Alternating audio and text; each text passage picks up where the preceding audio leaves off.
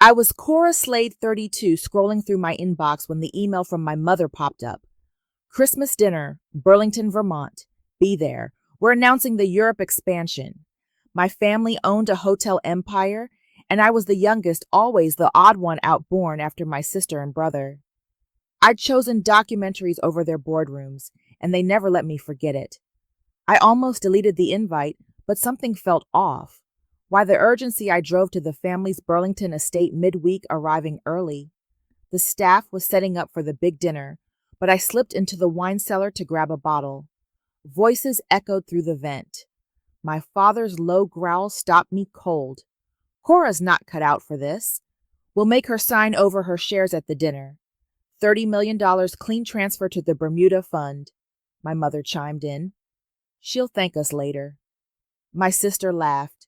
She's a dreamer, not a Slade. My brother added, it's for the family.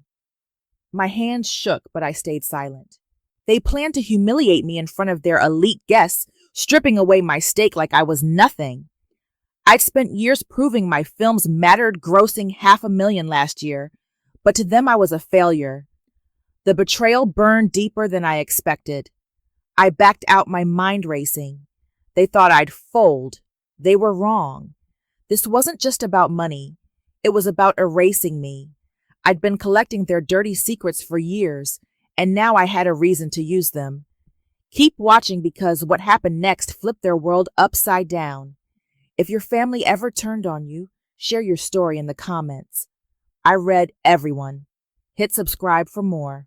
I slipped out of the wine cellar, my heart pounding, but my steps silent. Back in my mid-sized sedan, I dialed Veda Rao, a reporter I'd worked with on a documentary last year. Veda, it's me, I said, voice low. My family's planning to screw me over. $30 million in shares funneled to Bermuda? She didn't hesitate. Cora, this is big. Meet me at my office tomorrow. I hung up, already mapping my next move. At Veda's cluttered downtown office, we pored over public filings. She dug up records showing my family's hotel chain had a hidden Bermuda account. This smells like fraud, Veda said, pointing to a transfer dated last month. I called Simon Cole, a lawyer who'd left my family's firm years ago. Simon, can you check these? I asked, emailing the files.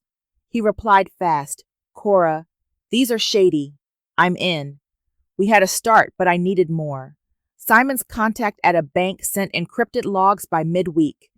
One document stopped me cold. A trust fund from my grandmother, $1 million, meant for me at 18. My sister's signature was scrawled where mine should have been. She forged it, I whispered, stunned. Veda's eyes narrowed. Riley's been playing dirty forever. The betrayal cut deeper than the shares.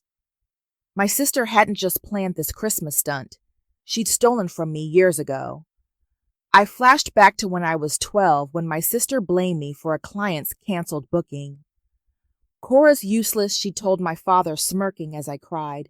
My mother just watched silent. That memory fueled me now. I wasn't that kid anymore. I leaned over Veda's desk, resolute. We're exposing them, I said. Every lie, every dollar. Simon nodded. We'll need hard proof. Let's move fast. The dinner was 10 days away. My family thought they'd cornered me. They didn't know I'd been tracking their moves for years. I wasn't just fighting for my shares. This was for every time they'd called me a failure. I'd make them pay.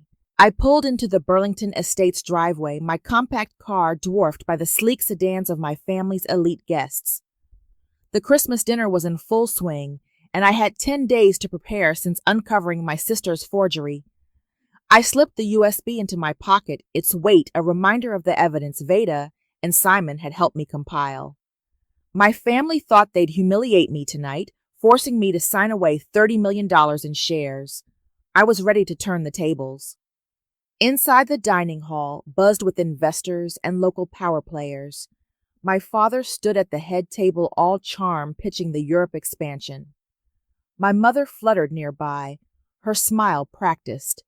I took my seat, ignoring their glances. My sister leaned over, her voice dripping venom. Cora, you're a joke in that dress, she said, loud enough for a nearby guest to smirk. I clenched my fists under the table, but kept my face blank.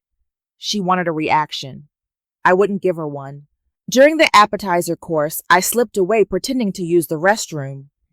In the media room, I plugged the USB into the presentation system, setting it to trigger during my father's toast. As I returned, I overheard my brother by the bar boasting to a guest. "Paid a few critics to trash Cora's films years ago," he said, chuckling. "Kept her out of our spotlight." My stomach twisted. Max hadn't just ignored me, he'd sabotaged my career. Back at the table, my mother raised her glass, gushing about family unity. My sister chimed in, her eyes on me. "Some of us don't belong in this legacy," she said, smiling like a shark. Guests nodded, assuming I'd crumble. I sipped my water, my pulse steady. They thought I was weak, but I spent years building my own path, grossing $500,000 from documentaries they'd never watched. Their arrogance was my opening. The clock ticked closer to the toast. My father stood ready to seal my fate. I leaned back, knowing the USB was primed. My sister's taunts, my brother's sabotage, my parents' silence, they'd all pay for underestimating me. The room's chatter faded as I braced for the moment that would shatter their empire. After the dinner, I drove to Veda's office, my mind sharp despite the late hour. We had 8 days until the USB would play, and every second counted. Veda spread new documents across her desk, bank records Simon had pulled from a whistleblower tip. "Cora, they've been siphoning charity funds for years," she said, highlighting transfers to the Bermuda account. I nodded, already editing footage from my documentaries to weave into the reveal video. This wasn't just about my shares. It was about their greed. Simon joined us midweek, his laptop open to a legal draft. "This is airtight," he said, showing me an IRS whistleblower form we'd file post-reveal. I added audio clips of my father's boardroom calls, intercepted legally through a public records request. Each clip exposed their plan to cut me out. "Cora, this'll ruin them," Simon said, grinning. I kept my focus on the screen, splicing evidence into a 3-minute bombshell. My family's lies would unravel publicly. Then Veda found an email buried in the leaks. My mother had written to investors last year claiming my documentaries tanked financially, painting me as a failure to justify the share transfer. "Cora's broke," she typed a lie when my films grossed $500,000. "She's always been vicious," I said, my voice steady. Veda's jaw tightened. "Your mom's worse than your sister." The discovery fueled me. I layered the email into the video, letting their own words damn them. I coordinated with a trusted tech at the estate, ensuring the USB would override the presentation system. It's set for the toast, he confirmed over a secure call. Simon finalized the legal backup, including a countersuit draft if my family retaliated. I rehearsed my exit, planning to leave before the chaos erupted. My sister's taunts, my brother's sabotage, my parents' betrayal, they'd underestimated me for too long. This video would be their reckoning. With the video locked, I burned a backup USB and handed it to Veda. "If anything goes wrong, you know what to do," I said. She nodded. "We've got your back." The dinner was hours away, and my family thought they'd won. They didn't know I'd spent years sharpening my skills, waiting for this moment. Their empire was about to crumble, and I'd be the one to push it over. I sat at the dinner table, my face calm, as my father stood for his toast. The room hushed, investors and guests raising their glasses. "To family and our European future," he said, his voice booming. I glanced at the screen behind him, knowing the USB was seconds from triggering. My sister smirked across the table, whispering to a guest, "Cora's out tonight." My brother nodded, smug. My mother adjusted her necklace, oblivious. They thought they'd won. They were wrong. The screen flickered, and my video roared to life. Bank records flashed, showing $30 million funneled to Bermuda. My mother's email to investors lying about my finances filled the frame. Audio of my father's calls played, admitting the charity fraud. My sister's forged trust fund signature appeared last, a $1 million theft. The room froze. My sister screamed, "What is this?" Her glass shattered on the floor. My brother lunged for the media console, yanking cables in panic. Guests gasped as a top investor stood. I got an anonymous tip about this months ago, he said, glaring at my father. This confirms it. My father's face drained of color. Turn it off, he yelled, his voice cracking. My mother slumped in her chair, clutching the table. Investors pulled out phones, some dialing, others recording. My sister spun toward me, eyes wild. Cora, you did this, she shrieked. I stood, my voice steady. You did this to yourselves, I said, and walked out. I slipped into my compact car as the dining hall erupted behind me. My phone buzzed. Veda. It's everywhere, she said. Social media's blowing up. Simon texted confirming the IRS form was filed. I drove to a friend's cabin outside Burlington, where my chosen family waited. We toasted with cheap wine, laughing as notifications piled up. My sister's calls lit up my screen, then my brother's, my mother's, my father's. I let them ring. The fallout was instant. Investors pulled funding and news outlets picked up the story. My family's empire, built on lies, crumbled in real time. I leaned back, sipping my drink, knowing this was just the beginning. They'd underestimated me for years, but I'd played the long game. Their greed had cost them everything, and I was finally free. My phone buzzed relentlessly as I sipped wine at the cabin with friends. My sister's name flashed first, then my brother's, my mother's, my father's. I let each call die, their voicemails piling up unheard. Veda grinned across the table. They're freaking out, she said, showing me a news alert. The family's hotel chain faced a federal probe, investors fleeing after the video expose. My sister's public meltdown trended online, her reputation shredded. I raised my glass, savoring their downfall. 2 days later, my father called from a private number. I answered speaker on my friends listening. Cora, $10 million, he said, voice tight. Retract the IRS form, and it's yours. I laughed, sharp and cold. You think money fixes this, I said. Your empire's done. My mother's voice broken, pleading. Honey, we're family, my sister screamed. You'll pay for this. I hung up, blocked the number, and tossed my phone aside. The fallout snowballed.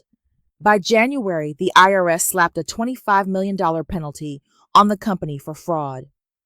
My brother lost his CFO role, escorted out with a cardboard box. My sister's influencer deals vanished, her socialite friends ghosting her. My mother's charity board seat was revoked, her name erased from gala invites. My father aged overnight, his boardroom allies turning their backs. Their Burlington estate hit the market price low, buyers circling like vultures. I watched it unfold from a distance, unmoved. I packed my bags and moved to Los Angeles, signing a deal with a major studio for my next documentary. My films, once mocked, now drew offers from festivals worldwide. Veda and Simon flew out to celebrate, toasting my new life. I bought a small studio, turning an old hotel my family once owned into my creative hub. The irony wasn't lost on me. Their legacy funded my freedom, and I'd never felt stronger. I wrote one final letter, addressing my sister, my brother, my father, my mother. You built your empire on lies, I said. Now you're strangers. I mailed it, then snapped my SIM card in half. The Slade name meant nothing to me anymore. I was Cora, just Cora, and that was enough. My chosen family had my back, and my future was mine alone. 3 months after the dinner, my family's empire was dust. The IRS seized assets to cover the $25 million penalty, and their hotel chain filed for bankruptcy. My sister's influencer career tanked, her followers dropping like flies. My brother, once a high-flying CFO, took a desk job in a strip mall office. My mother's social circle vanished, her charity events now empty. My father faced a fraud trial, his name a punchline in Burlington. I followed the headlines from Los Angeles, feeling nothing but relief. My career exploded. A major studio greenlit my next documentary, and festivals from Toronto to Berlin booked my films. I grossed $2 million that year, proving my worth without their name. Veda called to celebrate. Cora, you're a legend, she said, laughing. Simon sent a text confirming the IRS had opened a second investigation based on my evidence. I leased a bigger studio, my old family's hotel logo still faint on the walls. Then a certified letter arrived postmarked Vermont. My mother's handwriting begged for a meeting. I agreed, meeting them at a neutral diner. My sister sat red-eyed. My brother slouched, my parents gaunt. Cora, we're sorry, my mother sobbed. Come home. My father slid a check across the table, $5 million. I tore it up. You're not my family, I said, standing. My sister lunged, shouting, You ruined us. I walked away. Their voices fading. They tried one last move, a countersuit for defamation. Simon called, chuckling. Cora, it backfired, he said. The judge dismissed it, citing my evidence, and ordered my family to pay court costs. News outlets ran the story, exposing more fraud. Their final attempt to claw back power only buried them deeper. I smiled, signing a new contract that day. The Slade legacy was gone, and I'd built my own stronger, and mine alone. Here's what I learned. Greed burns trust faster than fire. If your family undervalues, you don't beg for their approval. Build your own path, guard your worth, and let their lies sink them. Thanks for hearing my story. It means everything. Drop a comment. Have you ever had to break free? I read everyone. Hit subscribe for more stories of standing tall. This is Cora, just Cora signing off.